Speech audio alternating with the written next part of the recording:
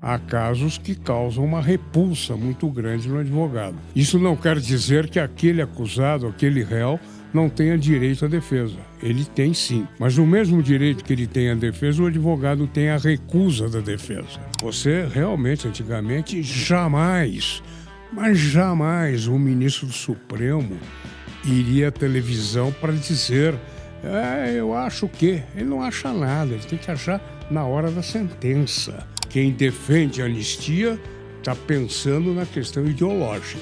Eu preciso saber por que a ideologia superior à justiça teria que ser feita para quem invadiu um prédio, destruiu coisas, pôs fogo não sei mais aonde. Qual é a razão de anistiar esse homem e não outros presos do sistema carcerário? Eu sou radicalmente contra a prisão. Prisão exclusivamente para aquele homem que não pode conviver em sociedade. Tudo poderia ter sido feito sem os excessos da Lava Jato.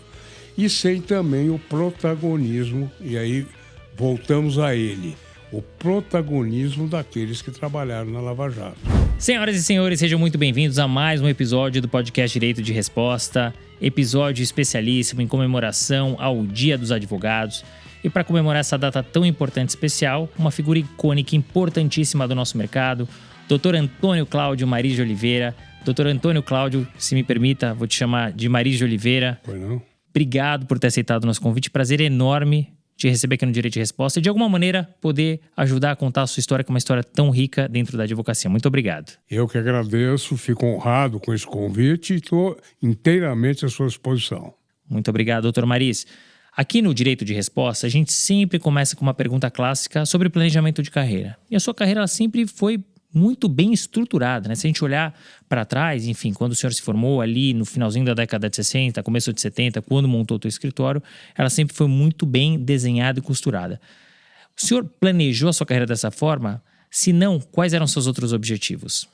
Eu nunca desenhei a carreira e eu nunca a planejei. Eu pura e simplesmente optei, porque me sentia vocacionado a tanto, pela advocacia. E nos primórdios ainda, quando estudante, nem pela advocacia criminal. Eu trabalhava com meu pai, que era civilista, sempre advogou no civil. Eu trabalhei aproximadamente uns 6 anos com ele, até que fui convidado por um colega, grande advogado, ex-ministro José Carlos Dias, para ter uma experiência no crime. Gostei da experiência. Passei a ser nomeado defensor dativo pelo juiz-presidente do Tribunal do Júri, primeiro Tribunal do Júri, Edgardo Severo de Albuquerque, Maranhão, e aí não larguei mais o crime. Estou nessa senda do crime há 55 anos. Que interessante, muito bom saber, são muitos anos sem o planejamento de uma carreira que tem muito sucesso. O senhor contou da área penal, da área criminal, e essa é uma área que chama muito atenção, gera muita curiosidade, inclusive de gente de fora do mercado jurídico, mas em especial, inclusive, dos estudantes. Se o senhor pudesse elencar um ponto positivo em relação à área, de tudo que o senhor vivenciou, mas também um ponto não negativo, mas de grande desafio dessa área, quais seriam? Olha, o ponto positivo da advocacia criminal é você lutar pela liberdade alheia. Isso é o que efetivamente gratifica. Poucos podem avaliar a gratificação, a alegria, a emoção que dá você alcançar a liberdade para alguém. Não tem preço, verdadeiramente não tem preço. O ponto negativo é a incompreensão do papel do advogado criminal. A sociedade não nos compreende. A sociedade não entende que o advogado criminal não defende o crime. Eu não sou defensor do homicídio, do estupro. Eu defendo os direitos e as garantias e as prerrogativas do acusado. E não necessariamente eu preciso defender para absolvê-lo. Eu entro num caso, avalio as possibilidades probatórias do caso, aviso o cliente quais serão as teses e os objetivos. Muitas vezes é uma vitória para o advogado e para o cliente, uma redução de pena. Então a sociedade precisa entender que nós somos defensores do acusado e não defensores da prática criminosa. É o grande papel do advogado é este. E mais, sociedade que nos critica, sociedade que não nos compreende, ela se esquece que qualquer ser humano poderá se ver sentado no banco dos réus. O crime é um fenômeno humano, é um fenômeno social. Não existe sociedade dividida, sociedade boa, sociedade ruim. Qualquer um de nós poderá se ver sentado no banco dos réus perante um tribunal criminal, ou porque praticou um crime e ninguém em sã consciência pode dizer que jamais deixará de praticar um crime. É possível que se pratique crime, como disse, é um fenômeno humano. E, por outro lado, você poderá sentar-se no banco dos réus sendo inocente. E, neste momento, você precisará do advogado que você mesmo criticou no passado. Esse advogado, o advogado criminal, de forma que o lado negativo da profissão da advocacia criminal é exatamente essa incompreensão da sociedade. E esse é um bom ponto que a gente vai aprofundar um pouquinho mais à frente, mas bom ter essa sua percepção. Quando a gente pensa na tua história, teve algum crime ou algum acusado que o senhor não quis assumir ou deixou a defesa ao longo do percurso por algum motivo? Sua pergunta é extremamente interessante e necessária para que nós possamos dar outras explicações. O advogado criminal, em princípio, tem o direito e a obrigação de pegar qualquer causa, independente da sua avaliação sobre a culpa ou não culpa do seu constituinte. Eu costumo brincar dizendo que a consciência do advogado criminal está no estômago. Ele não pode, não deve pegar um caso que, por alguma razão, seja lá de que natureza for, lhe cause repulsa. Eu digo repulsa estomacal. Já houve casos, sim, que eu não peguei porque havia uma antipatia, uma falta de sintonia com o cliente e mesmo com o caso. Há casos que causam uma repulsa muito grande no advogado. Isso não quer dizer que aquele acusado, aquele réu, não tenha direito à defesa. Ele tem sim. Mas no mesmo direito que ele tem à defesa, o advogado tem a recusa da defesa. De forma que há, por parte do advogado, uma necessidade de se autoindagar se ele está em condições de pegar aquele caso específico. Esse é um ponto muito interessante, porque ao longo dessas décadas todas, Dr. Merizio, o senhor teve a oportunidade de trabalhar em diversos casos importantes, inclusive deles, alguns midiáticos, né? E a gente pode citar aqui do caso do jornalista Pimenta Neves, a gente pode citar o caso do Celso Pitta, PC Farias, do próprio presidente Michel Temer, que esteve aqui conosco, e da Suzane von Richthofen, que é um caso que trouxe um impacto muito grande para a sociedade, né, em decorrência do assassinato dos próprios pais. O que levou o senhor a assumir esse caso? E como é que o senhor fez para se blindar? E eu não digo em relação àqueles que pensavam coisas negativas para o senhor ter assumido, mas para o senhor se blindar em relação a tudo que estava acontecendo. E como é que foram esses bastidores desse caso em especial? Este caso especial tem características que outros vários casos também têm. É que, como você disse, o crime causou um impacto muito grande por ela ter, juntamente com dois outros acusados, matado pai e mãe. Mas eu preciso esclarecer que eu fui procurado para assumir este caso apenas e tão somente para impetrar um habeas corpus. Eu impetrei o habeas corpus, ela estava presa há 2 anos. Eu ganhei o habeas corpus no Superior Tribunal de Justiça, perdi em São Paulo, fui ganhar em Brasília. E este caso é um caso simbólico para mim, porque eu tinha profunda incompatibilidade com ela. Não pelo que ela fez. Se você me perguntar qual a natureza dessa incompatibilidade, eu não saberia te dizer. Eu estive com ela 4 ou 5 vezes. Nas 4 ou 5 vezes que eu saí do presídio, ela estava no presídio feminino aqui em São Paulo, naquele complexo da penitenciária, e depois foi para Rio Claro. Todas as vezes que eu ia estar com ela, quando eu me retirava, eu me sentia abatido. Me sentia mais Uma energia desgastado, muito desgastado. Não sei por quê. De forma que assim que eu terminei a minha missão, que foi a do habeas corpus, não cobrei honorários, porque eu não quis continuar. Falei que iria impetrar o habeas corpus e só receberia honorário se eu ganhasse. Eu ganhei, mas como não fiquei no caso, saí do caso. Este foi um caso exemplar de incompatibilidade. Se me permite, eu já defendi 2 filhos que mataram pais em circunstâncias diversas, casos diversos. E, no entanto, eu os defendi. São aspectos que muitas vezes ficam no inconsciente e não são detectados com clareza pela gente. Por que eu peguei um e não peguei o outro? Por que eu não quis defender a Suzana e defendi outros 2 que mataram o pai? Eu não saberia lhes responder. Isso é uma coisa do inconsciente da gente. E é interessante como o senhor coloca, porque normalmente a primeira coisa que a gente pensaria é não quis assumir pelo crime que praticou. Mas não foi o caso, o senhor contou, né? Tiveram outros crimes semelhantes que o senhor assumiu. Assumi. E depende de uma série de fatores. Vários casos eu assumi. E outros idênticos a esses que eu assumi, eu não assumi. Então, varia de caso para caso, da empatia maior ou menor que você tem com o cliente, da motivação.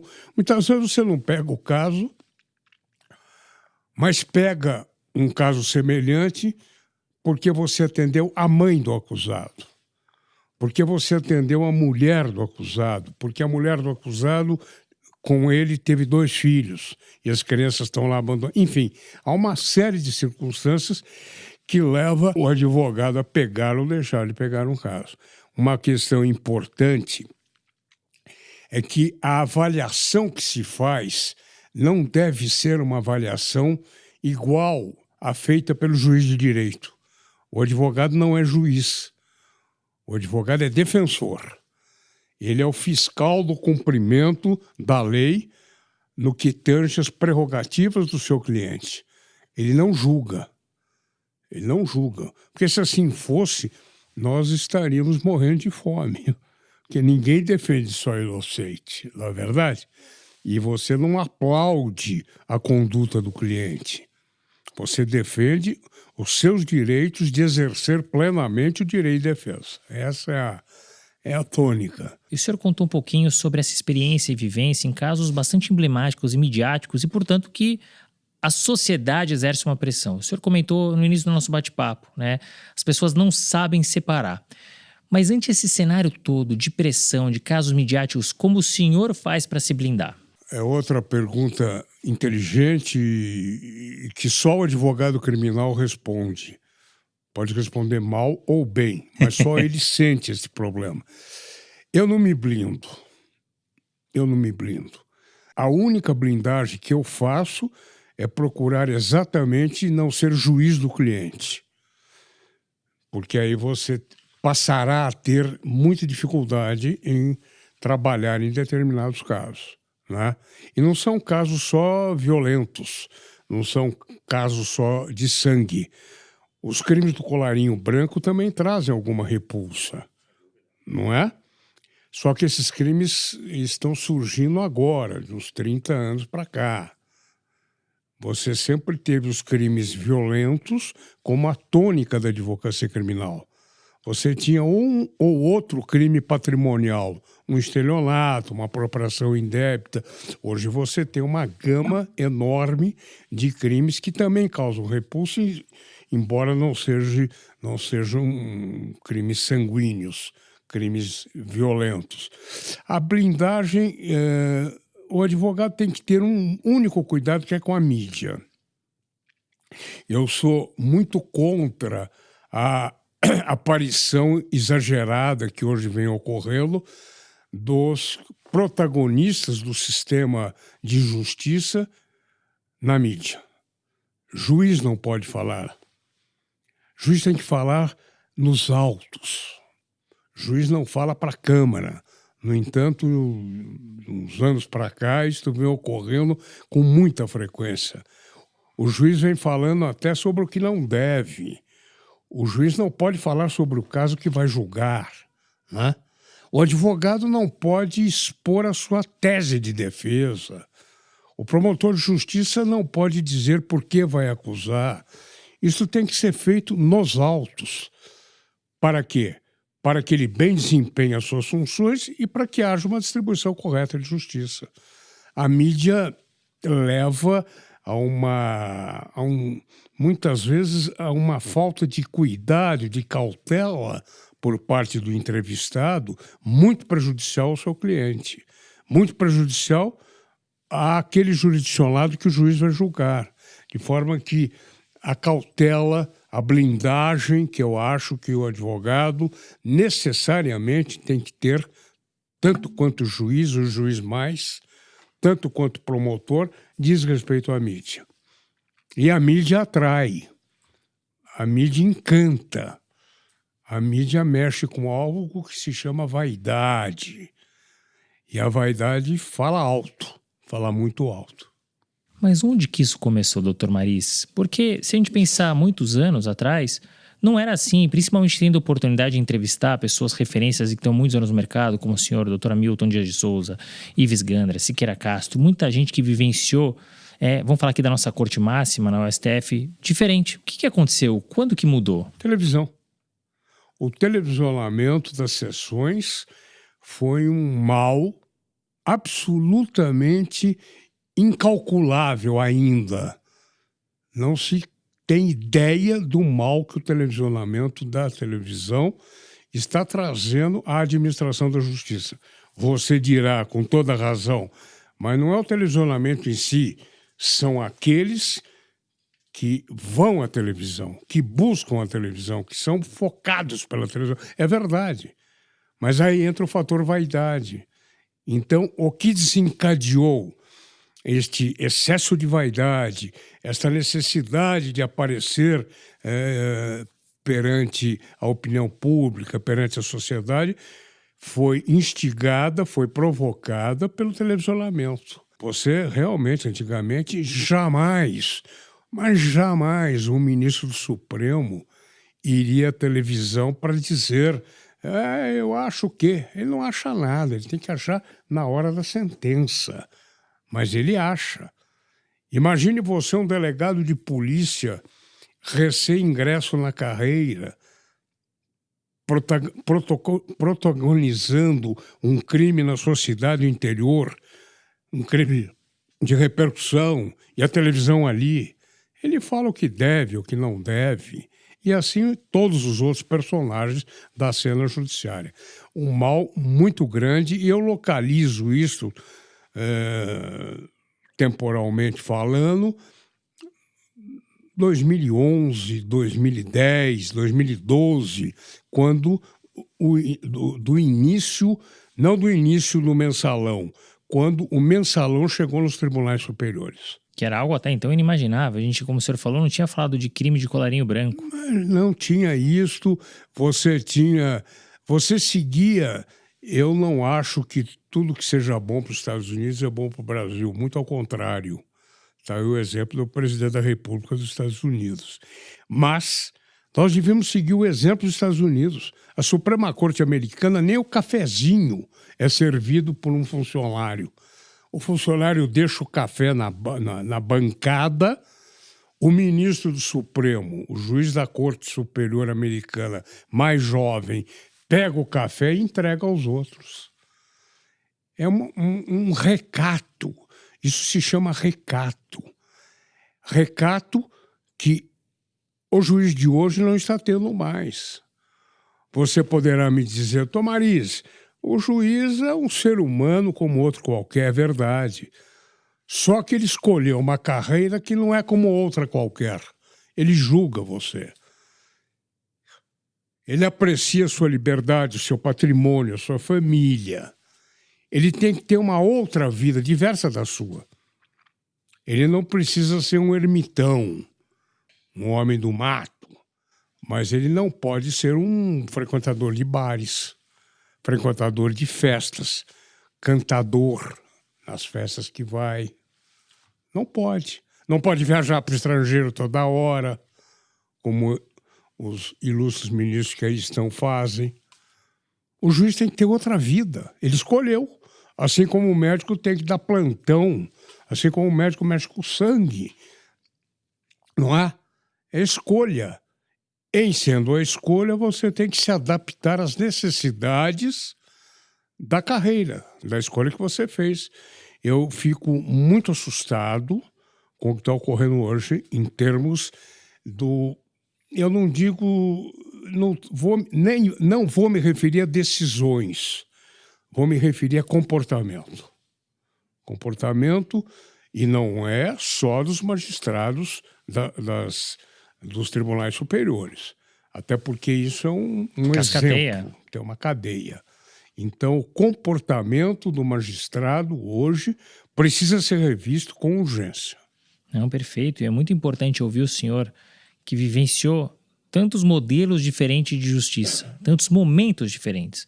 A gente vê ministro participando de programa de televisão, a gente vê ministro no carnaval. É tanto quanto complexo, e foi o que o senhor falou, são escolhas. Então, você terá que abrir mão de outras tantas coisas em prol da carreira escolhida. Eu vou lhe contar uma coisa. Papai foi advogado, foi presidente da Associação dos Advogados de São Paulo, e depois foi para o Tribunal de Justiça, Tribunal de Alçade, Tribunal de Justiça, pelo 5º Constitucional dos Advogados. Papai adotou uma postura absolutamente antagônica à postura que ele sempre teve. Papai sempre foi um homem de ir a futebol, sempre foi um homem de frequentar restaurantes, etc. Passou a ter, não deixou de ir a futebol, até porque o amor dele pelo São Paulo Futebol Clube era uma coisa muito grande, que é o meu também.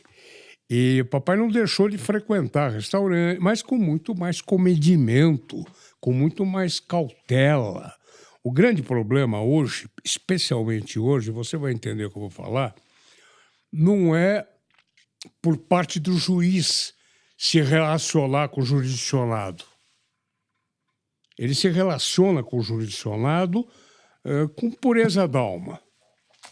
Mas ele não sabe o jurisdicionado como está se relacionando com ele. Quais são as intenções do jurisdicionado ao conversar com ele, juiz. Ele tem que ter cautela, cuidados, viu? Não, Mudou muito. Mudou demais. E para fechar, um tema muito polêmico, né? 2 perguntas em uma. O quanto que as questões ideológicas estão sendo misturadas nesses julgamentos ou na forma de se posicionar dos magistrados? E como a gente faz para acabar? Começou com a questão da mídia, né? Dos julgamentos filmados. Como a gente termina com isso? Não sei. Confesso a você que toda mudança que não depende da lei, depende do homem, é uma mudança difícil. Eu diria a você que o que nós estamos fazendo aqui, isso que você está me proporcionando, é o que tem que ser feito. A miúde. Muito. Né? Eu acredito muito na força da palavra. Por isso que eu sou advogado. Então, é preciso que se fale. Acho que tem que haver uma conscientização muito forte por parte dos juízes de que eles precisam mudar. Agora, quem cria isso? Somos nós, apontando o dedo. Com respeito, sem avacalhação, sem essa banalização que está ocorrendo, porque se você entrar numa luta ideológica, e mais do que ideológica, se você começar a colocar as questões num nível pessoal, num nível que atinja a moral, a ética das pessoas, isso acaba se transformando numa guerra. Eles lá, nós aqui. Isso não pode. Por quê? Porque os juízes estão lá. Eles não vão embora. E eles têm a caneta. E nós também não queremos terminar com o Poder Judiciário. Sem Poder Judiciário não temos democracia. E nós precisamos da democracia, nós acreditamos na democracia. O que é preciso fazer é diálogo. diálogo, dialogar muito, falar muito com eles. É preciso que tenhamos a coragem de sentar à mesa e falar isso que eu estou lhe falando com eles. Agora, é claro que eles precisam estar dispostos a ouvir, né? Esse é o ponto. E não só ouvir, como a pensar no que ouviram e mudar naquilo que for necessário ser mudado. Perfeito. Eu acho que a comunicação é a base de tudo e eu gosto do direito de resposta, esse podcast, por conta disso, é dar voz. A gente precisa dar voz, a gente precisa ouvir. Vai ter gente com perfis diferentes, com ideias diferentes, com ideologias diferentes, mas precisa ser dito. As camisetas de algodão Pima da Casa das Cuecas são o que tem de melhor e mais tecnológico no mundo. Produto de qualidade superior, que vão te deixar elegante e confortável, como essa Pima Prime que eu tô vestindo. Para você que quer viajar agora, é uma excelente opção. Esqueceu que tinha um aniversário? Não se preocupe, a Casa das Cuecas tem entrega expressa em São Paulo. E mais, você pode comprar até pelo WhatsApp, do conforto da sua casa. Vou aproveitar que a gente está nessa polêmica, a gente falou um pouco de ideologia, a gente está vivendo um momento um tanto quanto complexo em relação a tudo que aconteceu lá no 8 de janeiro de 2023, sem entrar no mérito, né, quem está certo, quem está errado, mas a questão é a seguinte, o senhor é um crítico, né, do uso abusivo da prisão preventiva e do punitivismo. E aí eu vou até me recordar que a gente teve 2 casos muito emblemáticos recentemente, do Clériston, né, que foi preso em flagrante. Depois teve a prisão convertida em prisão preventiva, ficou preso na Papuda por meses até falecer, né? Ele tinha uma doença. A PGR pediu a liberdade, né? E o ministro Alexandre de Moraes decidiu mantê-lo preso. A gente teve também o caso da Débora Rodrigues, né? Que ficou conhecida por pichar com um batom a estátua da Justiça, né? Ficando também presa preventivamente de janeiro de 23 até março desse ano. Com a pressão da sociedade, o ministro Alexandre de Moraes acabou cedendo e colocou ela em prisão domiciliar. Qual que é a sua visão desses casos e qual que é a tua visão sobre um tema polêmico que é a anistia? Em primeiro lugar, eu sou absolutamente contra a anistia. Acho que se é para anistiar, vamos anistiar os pobres que estão na cadeia. Vamos anistiar aquela coitada daquela mulher que roubou 1 litro de leite para dar para o seu filho. Não tem anistia. O que não pode haver é o excesso. E o excesso está havendo. Eu sou favorável à comutação de pena, mas não a anistia daquele que já foi julgado. Não posso querer anistiar alguém que invade um prédio, destrói relógio, destrói quadro, defeca no chão. Isso não tem sentido. Qual é o sentido disso? Ideológico? É porque a direita quer ou a esquerda não quer? Não tem nada disso. É o ato em si. Se o coitado morador de rua fizer cocô na esquina, ele vai ser preso. Agora o outro entrou lá, não tem nada de anistia para quem foi julgado e condenado depois de exercer plenamente o direito de defesa. Não é? Aí sim. Agora, temos que rever as penas, que estão muito elevadas. Estão erradas, elevadas e, portanto, ilegais. Mas não anistiar por anistiar. Porque aí eu vou sair à rua para que se anistiem todo moço que está preso porque fumou um cigarrinho de maconha na esquina. Por que não? Aquele coitado que furtou 1 litro de leite, o outro que foi preso e morreu na cadeia, o outro que está preso e depois descobre que não é ele que tinha que estar preso. O que há de injustiça no sistema penal brasileiro é uma coisa horrorosa. Nós estamos falando de sistema de justiça focado no sistema carcerário, que é o pior do mundo, ou um dos piores do mundo. Agora perde só para um país aí. Então, é preciso moderação. Vamos anistiar. Quem defende a anistia está pensando na questão ideológica.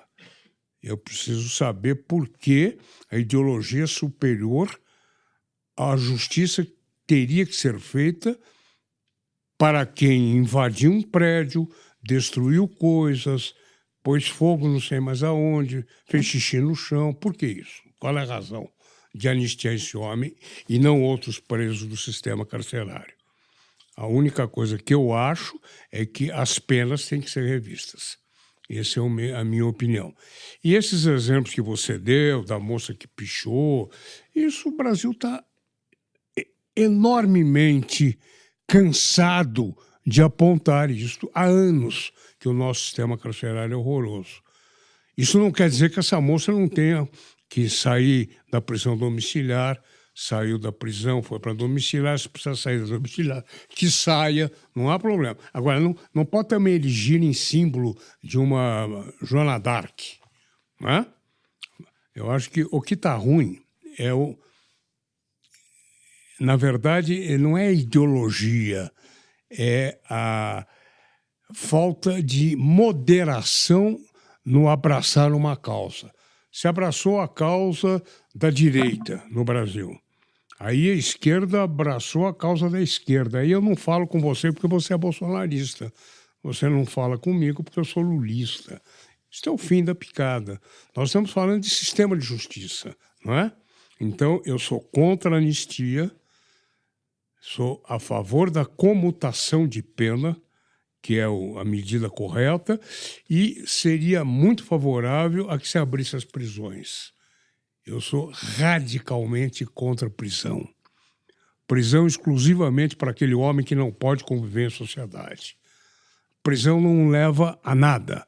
O Brasil é o 4º ou 3º país do mundo com mais presos. 700 mil presos aproximadamente. Já teve 900.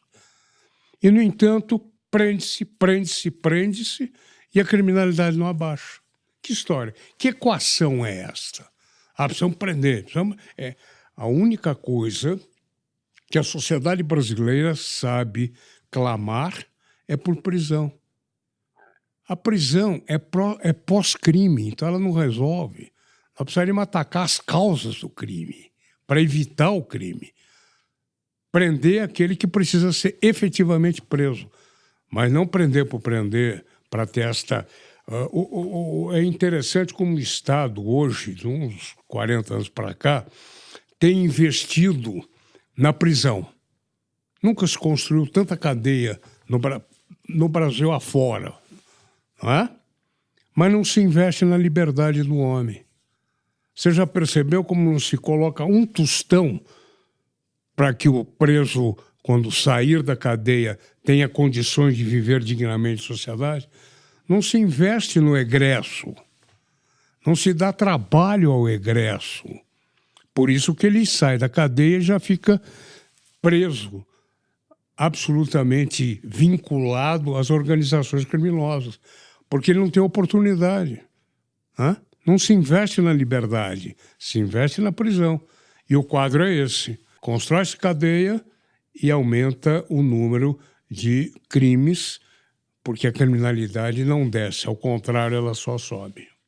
É importante ouvir a tua opinião, doutor Maris, como um criminalista que atua nessa área há muitos anos. Eu fiz essa questão, até no bom sentido, de forma provocativa, porque eu vejo realmente ideologias aí. A anistia, como o senhor falou, da direita, e não vou dizer pela esquerda, porque são decisões de magistrados, né? Enfim, de ministros da Justiça, da Suprema Corte, mas de fato exageradas, né? Então, assim, parece que a balança pende para um lado ou para o outro e a gente não tem algo no meio do caminho. O senhor trouxe um ponto interessante, né? Que a prisão não é uma solução. A gente precisa atacar as causas, né? Mas em uma vez atacando as causas, certamente leva-se um tempo até que a gente consiga resolver, né? O que a gente faz nesse meio tempo? Qual que é a possível solução para as pessoas que cometem crimes? Nenhuma. Não há solução a curto prazo. Mas se tivesse começado a trabalhar nas causas do crime lá atrás, você hoje não teria essa criminalidade. Em 1970 e qualquer coisa, um secretário de segurança do estado de São Paulo pegou as crianças, que eram os então trombadinhas, e as colocou dentro de ônibus e mandou para Minas Gerais. Foi a solução que ele soube dar. Se ele tivesse cuidado dessas crianças, colocado-as nos locais adequados, ajudado as famílias, talvez esses trombadinhas daquela época não fossem os trombadores de hoje, os chefes de quadrilha de hoje. Nunca se mexeu com as causas. Agora, você não tem solução a não ser a cadeia? Tem paliativos, melhor do que a cadeia. Você tem que começar a questão do tóxico. Por que nós não discutiremos de forma desapaixonada a questão da descriminalização do tóxico. Por que se criminaliza o tóxico? Qual é o sentido? Você criminaliza quando um bem de outrem está sendo atacado. Não é isso? Você protege o patrimônio, o meio ambiente, o consumidor. Por que você protege a sociedade? Não pensem vocês que eu sou um maconheiro. Né? Você protege a sociedade do tóxico. Claro que o sujeito que fuma pode cometer delitos sobre o influxo do fumo. Aquele que usa cocaína, pior ainda. Mas quem usa o álcool também. E o álcool não é criminalizado.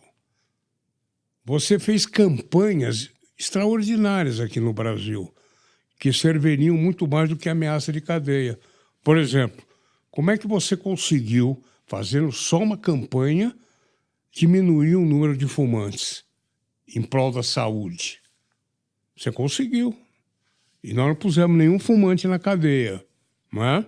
Então é preciso desmistificar essa ideia de que a ameaça de cadeia resolve. Resolve nada. E a cadeia concreta, muito menos ainda. Agora, o que tem o Estado feito em termos de investimento para criar um aparelhamento que possa acolher o drogado? Pouco. Alguma coisa, mas muito pouco. Por que não começou a fazer isso há 50, 60 anos atrás? O que o Estado está fazendo para acolher um morador de rua? Ele precisa de teto. Ele perdeu o dele. Não está se construindo casa. Está se construindo muito pouco para o morador de rua. Ah, mas ele é drogado. Mais uma razão para ele sair da rua e ir para o hospital. Mas não vai. Você entendeu? Não vai se resolver nada com varinha de condão, não vai. Seria mais fácil. Mas tem que se fazer alguma coisa. O senhor trouxe na resposta anterior um ponto que não é novo, né? A gente já vê o crime organizado há muito tempo. Mas me corrija se eu estiver errado. Na época que o senhor foi secretário de Justiça e posteriormente secretário de Segurança Pública no governo Orestes Quercia, lá em 90, 91, imagino que tenha sido um pouco diferente. Como surgiu esse convite do governador? Como foi essa experiência? E o que tinha de diferente? Né? O que o senhor fez à época? Principalmente, que legado que o senhor deixou? Não sei se deixei algum legado. Eu criei algumas coisas. Bem, você me perguntou por que eu fui convidado, né? Eu era advogado do Orestes Quercia. E ele me convidou, então, para ir para a Justiça e depois para a Segurança. Na Segurança Pública eu criei um patrulhamento, eu passei a chamar de policiamento comunitário escolar. Os pais criavam um esquema de segurança para dar proteção às escolas. Isso criei a Polícia da Periferia com a PM. Agora, posso abordar uma coisa paralela a isso? Está se falando muito pouco, e aqui eu quero, com todo o respeito, culpar um pouco a imprensa, da violência policial. Não é noticiar a violência policial, é atacar o problema da violência policial. A polícia nunca matou tanto quanto está matando hoje. É uma coisa brutal. A polícia militar, é preciso que se entenda que deveria ser uma guarda, deveria ser uma força dedicada à proteção do cidadão. No entanto, ela não está protegendo, ao contrário. Ah, precisa matar bandido, mas como é que eu sei que aquele que eu estou atirando é bandido? A polícia atira, mas deveria fazê-lo só em legítima defesa. Atira primeiro e pergunta depois. É por causa disso que você tem balas perdidas, crianças morrendo. A Polícia Militar está muito mal preparada para esses embates. E aí você tem governantes que estimulam a violência policial. Né? Esse é um problema muito sério. Nós temos uma polícia militar que não deveria ser militar. Infelizmente, a Constituição trouxe uma fórmula de que as polícias militares constituem força auxiliar do Exército. É uma pena que a Constituição de 88 tenha feito isso, né? Então, nós precisamos começar a discutir essa questão. Agora, vai perguntar para o secretário de Segurança se ele quer isso. Não querem. Eles querem continuar a ter esse status de força auxiliar do Exército. Nós precisamos pôr a Polícia Civil a serviço da investigação real, né? A serviço da inteligência. No entanto, você não vê isso. Hoje você vê uma organização única no Brasil que está cumprindo, com algumas dificuldades, as suas funções, que é a Polícia Federal. Essa tem agido de forma mais eficiente do que as outras, né? Então, nós precisamos reformular todo o sistema de justiça e o sistema policial, o sistema de repressão ao crime. Agora, falar pura e simplesmente que tem que pôr na cadeia e construir mais cadeia, nós estamos construindo universidades do crime. Porque esse que entra hoje sai amanhã. Ele não vai ficar preso a vida inteira. E quando ele sair, ele vai sair com uma carga criminógena muito maior do que aquela com que ele entrou. Porque ele é maltratado, ele é violentado, não é? Não se discute muito isso, eu acho. Não, é um bom ponto e é importante ouvir a sua opinião. Eu queria justamente que o senhor fizesse esse paralelo, que o senhor trouxe muito da atualidade, né, as suas visões, né, o que precisa ser mudado, alterado, e tem muita coisa mesmo, com aquela década de 90. Depois a gente fala um pouquinho do passado, mas mudou muito ali quando o senhor estava na Secretaria de Segurança Pública? Mudou. A época em que eu fui secretário era muito mais fácil. Hoje eu confesso que pensaria 40 vezes antes de aceitar.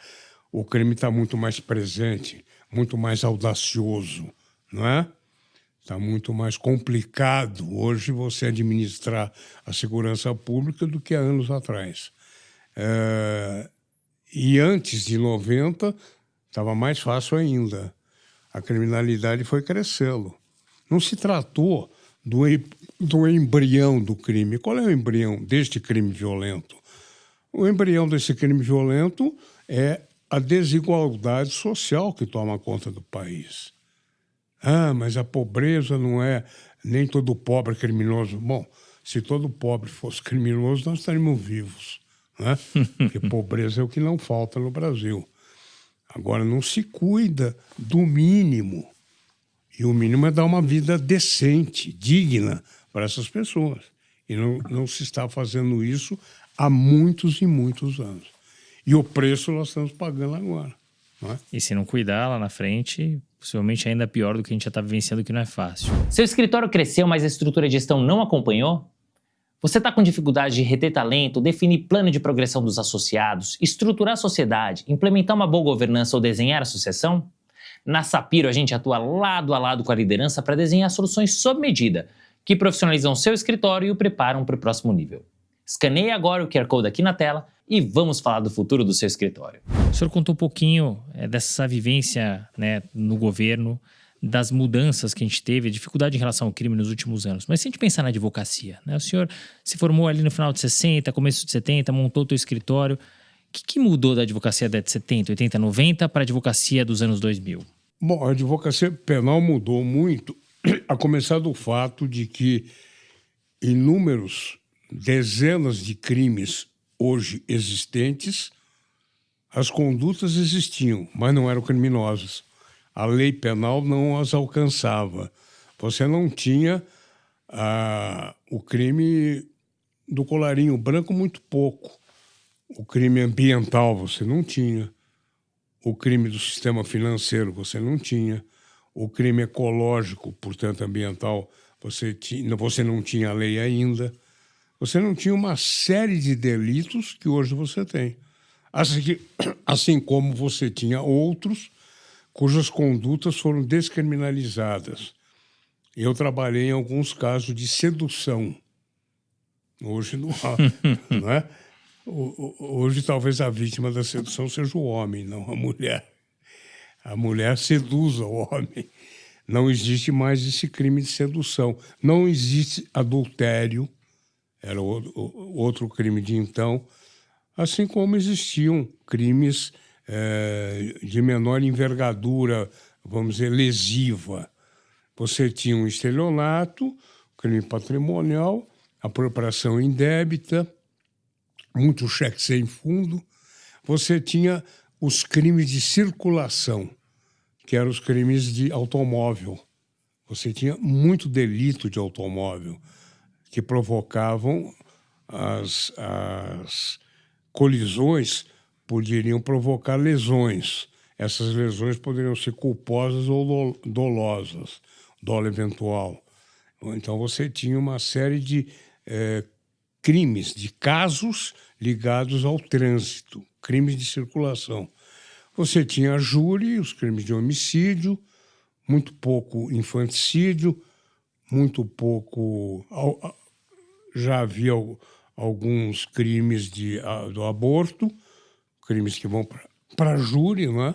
São os 4 crimes contra a vida que vão para a júri. O aborto, o infanticídio, o homicídio e a instigação ao suicídio. São esses 4 crimes que aqui no Brasil vão à júri. Você tinha mais um pouco de crimes aí, hoje não. Hoje você tem uma infinidade de crimes. E você passou a ter alguns crimes de caráter político na época da ditadura, do golpe militar. Você tinha uma lei muito rígida de segurança nacional e você teve as auditorias militares trabalhando intensamente e levando ao banco dos réus uma série de cidadãos, né, por questões eminentemente políticas. É interessante ver essa evolução, né? O que mudou na advocacia penal nos últimos anos. O senhor contou de alguns crimes novos que surgiram, crimes que até então existiam, mas que eram pouco usuais, né? A gente falou bastante do... Alguns nem existiam. Existia conduta, não é? Mas ela não era criminalizada. Aí passou a ser criminalizada. E a gente vê agora, né, viu agora nos últimos anos, o senhor citou até a questão da mídia, né, em cima ali dos magistrados, principalmente ali começou no Mensalão, depois a gente teve Lava Jato. E Lava Jato é outro tema polêmico. Como o senhor não tem medo e fala mesmo o que pensa, eu queria saber a tua opinião em relação ao trabalho que a Lava Jato realizou e também ao fim da Lava Jato. Eu sou um crítico de ambos, do começo e do fim.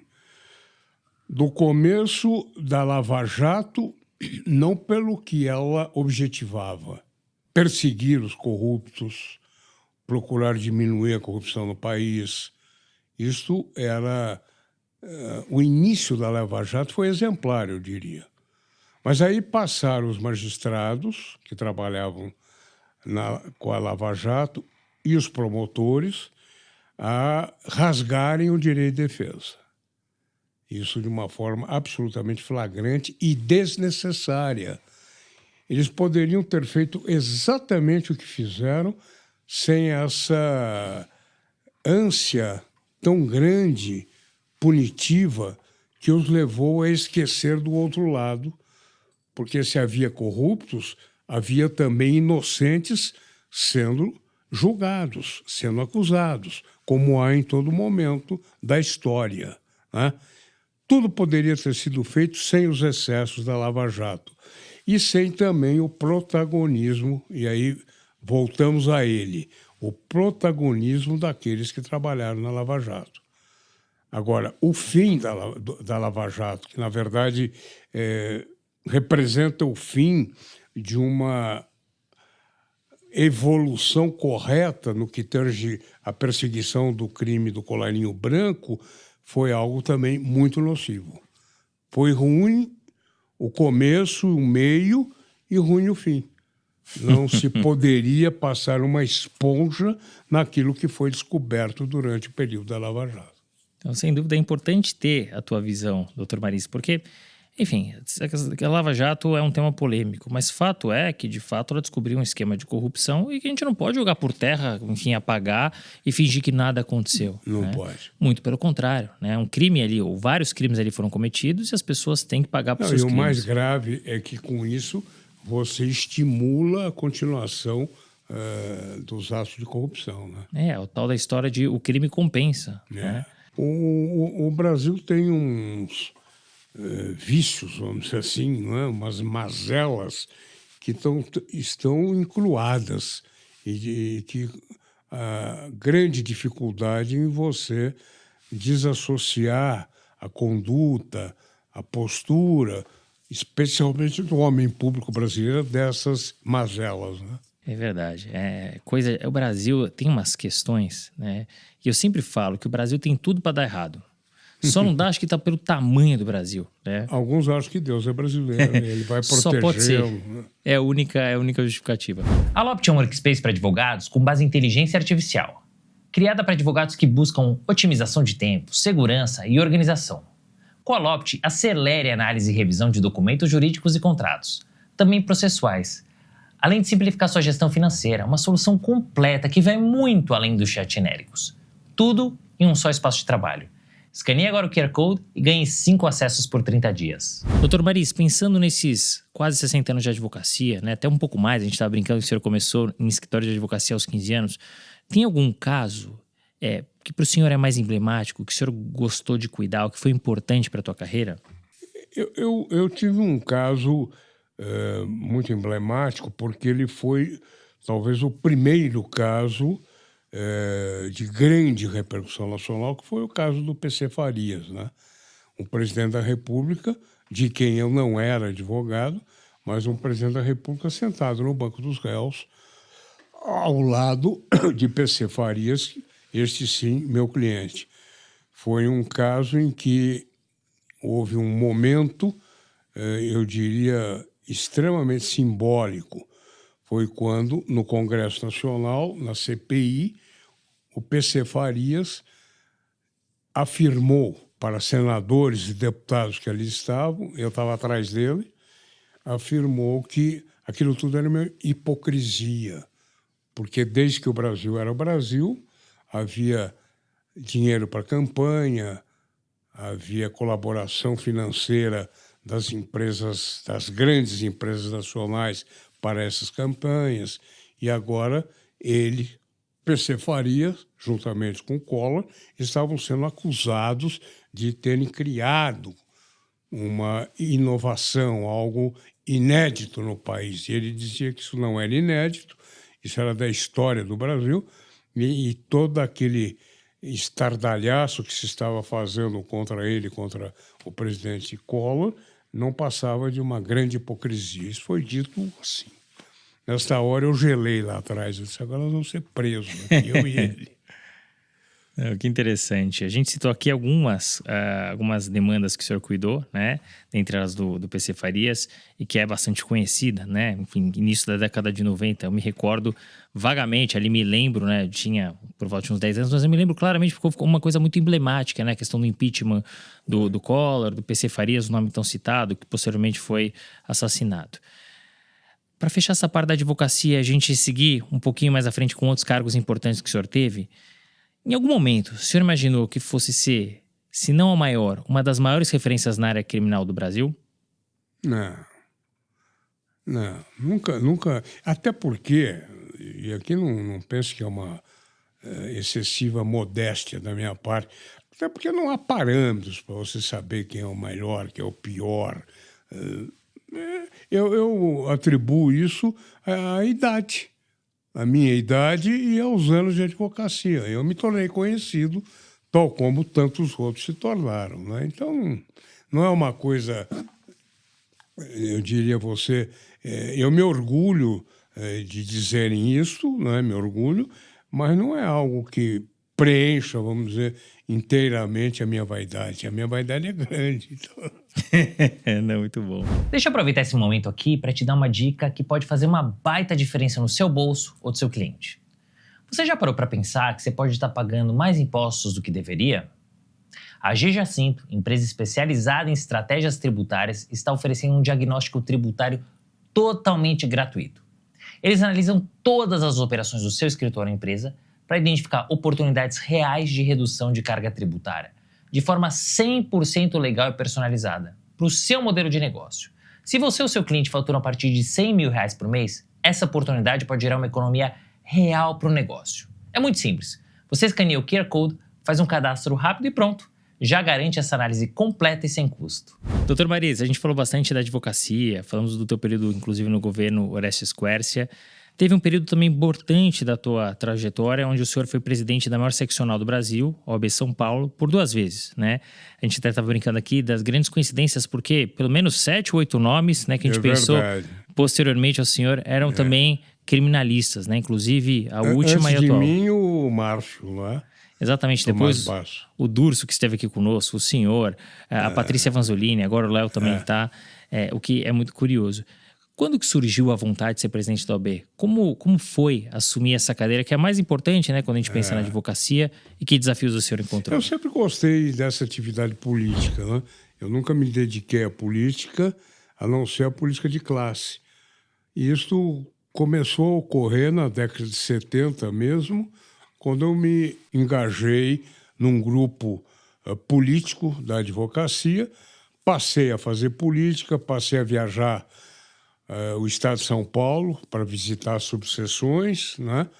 E aí surgiu um grupo que, em 1986, instigou-me a ser candidato à ordem. Eu já tinha ocupado o cargo de presidente da Associação dos Advogados de São Paulo, que é uma entidade importante também, da qual meu pai fora presidente, eu fui, e hoje quem preside é uma filha minha. Olha que bacana.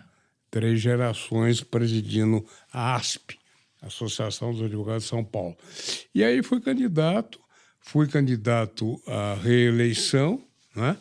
E foi uma experiência extraordinária. A década de 80 foi muito rica, foi a década da redemocratização do país, da Assembleia Nacional Constituinte, e eu participei muito de perto disso tudo, porque estava nos órgãos de classe, né? Que interessante. E foi muito rica a experiência. E senti, aí, um pouco assustado, o crescimento da advocacia, as modificações da advocacia e do sistema também. Isso tudo com muita rapidez. Muita rapidez. Né? E cada vez mais, né, doutor Cada Marisa? vez mais. Vocês que trabalham com jornalismo, trabalham com a tecnologia, podem entender isso até melhor do que eu, né? Eu posso só lhe dizer do impacto que isso causa. Eu, por exemplo, sempre gostei muito de pegar um processo na mão, né? Folhear o processo. Seu pai deve, né, ter gostado muito de quando ele é advogado. Meu avô, sim. Seu avô, perdão. Hoje você não tem mais processo. É tudo eletrônico. Eu adorava ir ao fórum, encontrava advogados. Hoje você não vê mais advogados, tudo eletrônico. Então, essas modificações, para nós mais velhos, tem um fator impactante grande, sabe? Não tenho a menor dúvida. O doutor Marisa, eu me lembro, na época que eu estagiava e depois posteriormente até advogava, era no papel mesmo. Quando estagiário eu levava a fichinha lá, autos conclusos. Opa! E me recordo quando eu saía correndo com um carro, ou de ônibus, ou de táxi para protocolar, que você passava lá no drive, né? Que você passava e protocolava. Hoje é muito fácil, né, doutor Marisa? Você entra no sistema e protocola, não tem mais aquela emoção. Eles dão muita risada, porque eu digo assim, mas qual é a página que tá? Não tem página mais, tem um nome, não é? Você vai direto num, sei lá o quê. Deve ser separado. Também não atuo mais na advocacia, não acompanho mais. Então, eu nem sei. Mudou muito e as pessoas também mudaram. Com certeza. Né? E cada vez mais. Hoje você não tem mais os padrões da advocacia que você tinha antigamente. E eu nem diria você que antigamente era melhor ou era pior. Eu não faço esse juízo de valor. Eu digo a você que antigamente era diferente de hoje. Se era melhor ou pior é uma outra questão, né? Eu ia já para os finalmente, mas já que tem tanta polêmica, mais uma para o nosso episódio. Você falou da advocacia no passado e no presente. O que a gente pode esperar da advocacia no futuro? Eu acho que nós vamos continuar a ter uma advocacia, vale dizer. A essência da advocacia é imutável. E qual é a essência da advocacia? É alguém falar por alguém. Essa é a grandeza, é a beleza, é algo sublime. Eu assumo algo que é seu, para te ajudar. Aquela carga que estava em você vai embora de você e passa para mim quando você vai embora do meu escritório. Você está se divorciando, você está cheio de problema. Você entrega esses problemas para que eu os resolva. Você continuará a ter o problema, mas a solução do problema você passou para outra pessoa. Essa é a sublime missão do advogado, postular em nome de quem não tem nem vez nem voz. Você não pode chegar no judiciário e bater na porta. O judiciário também não bate na sua porta para saber se você tem problema. O judiciário é inerte. Quem provoca o judiciário somos nós, em seu nome. Então, a grandeza da advocacia é esta e ela é imutável. Pode ser eletrônica, no papel, na oralidade, menos oralidade, mais escrita, menos escrita, não importa. Falar em nome de alguém, abrir as portas do judiciário para a cidadania, essa é a nossa missão. Muito bom, muito bom. Poderíamos fechar o episódio aqui, porque foi incrível o que o senhor trouxe. Mas eu vou esticar um pouquinho mais porque tem algumas perguntas finais que eu gostaria de ter a tua opinião. Doutor Maris, muitos anos na advocacia, muitos anos em escritório de advocacia. O senhor se arrepende de algo que tenha feito? E até onde o senhor gostaria de chegar? Arrepender de algo, muitos algos. A gente na vida não consegue ter as realizações que desejava ter e também não sabe por que agiu desta maneira quando poderia ter agido daquela. É claro que isso seríamos seres perfeitos, né? E o homem não é um ser perfeito. Mas em termos globais, você me perguntando o que eu me arrependo na advocacia, eu não me arrependo de nada. Pode ser que me arrependa de ter errado uma estratégia, mas no sentido global, não. Foi a profissão que eu queria e dentro da profissão que eu queria, o ramo que eu queria.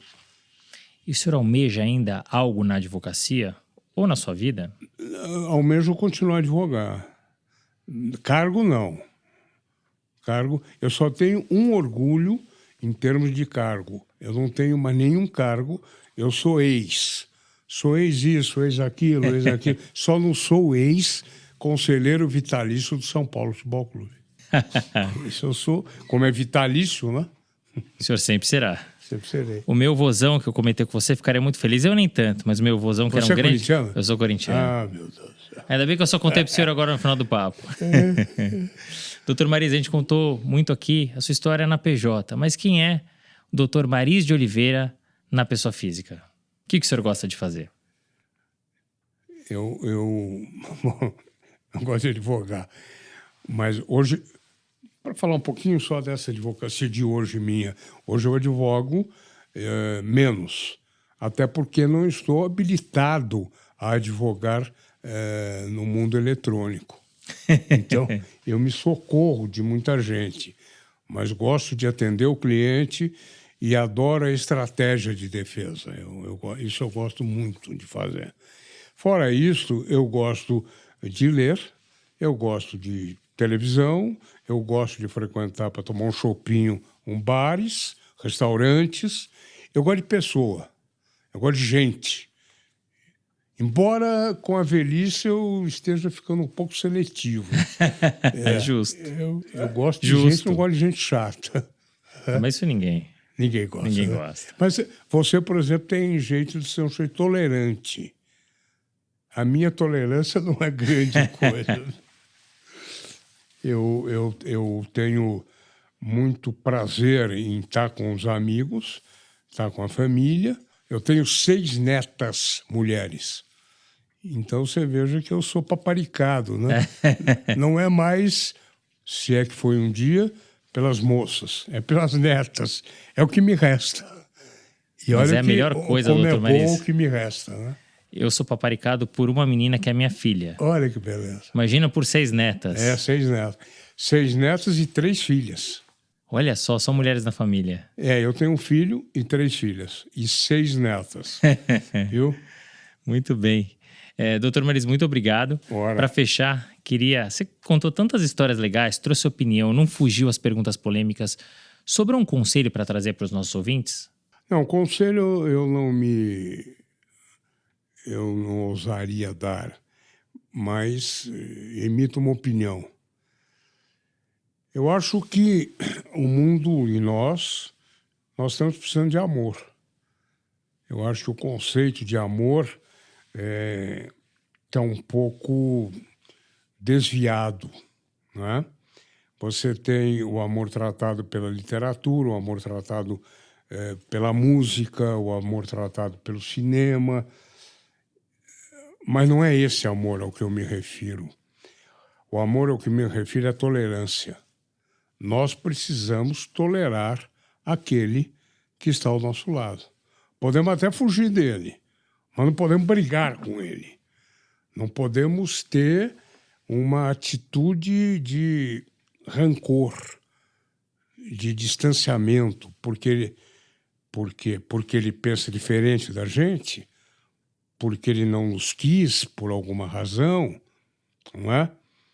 Eu acho que nós precisamos ter um conceito mais chão a chão, mais palpável de amor. Tolerância, bem-querença, vontade de ter alegria na convivência com as pessoas e menos ambição. Menos ambição. Não diria ambição profissional, não diria ambição de melhorar de vida, mas a ambição do acúmulo exagerado de bens materiais. O Brasil se tornou um país extremamente consumista. O Brasil se tornou um país competitivo pela matéria. Não sei se você reparou como hoje a referência das pessoas é o ter e não o ser. Aquele sujeito tem casa em não sei aonde. Aquele outro tem automóvel. Ninguém fala. Aquele sujeito é inteligente, é culto, é caridoso. Você tem como referência o ter. Isso transformou o Brasil. O Brasil não era assim. O Brasil não era assim. O Brasil era mais simples. As pessoas eram mais da cadeira na porta, né? Do papo, do balcão do bar. Hoje está todo mundo apressado. Hoje nós perdemos a rua. Nós temos que recuperar um pouco a rua. O automóvel nos tirou a rua. Enfim, eu acho que eu estou falando já o que foge um pouco à sua pergunta. O que eu diria às pessoas é isso. Mais amor, mais tolerância, mais compreensão. Não, mas acho que o senhor, na sua fala, trouxe o amor e explicou a ausência do amor. Então ficou bonito, né? E ficou emblemático. Até pra gente fechar com chave de ouro esse episódio tão bacana, inspirador, com histórias, com polêmicas e com amor. Então a gente fecha com chave de ouro. Muito obrigado, doutor Maris. Prazer enorme te receber, poder ajudar a contar essa sua história nesse episódio tão especial. Eu que agradeço essa oportunidade. Se você quiser ficar falando mais 3 horas, eu fico. Não cobro cachê extra. Será um prazer, sempre. Estou brincando, mas muito obrigado aos seus companheiros aí, não é? E estou às ordens. Fim de papo. Se você gostou, recomenda para os seus amigos. Se não, fala comigo que eu quero te ouvir. Até a próxima.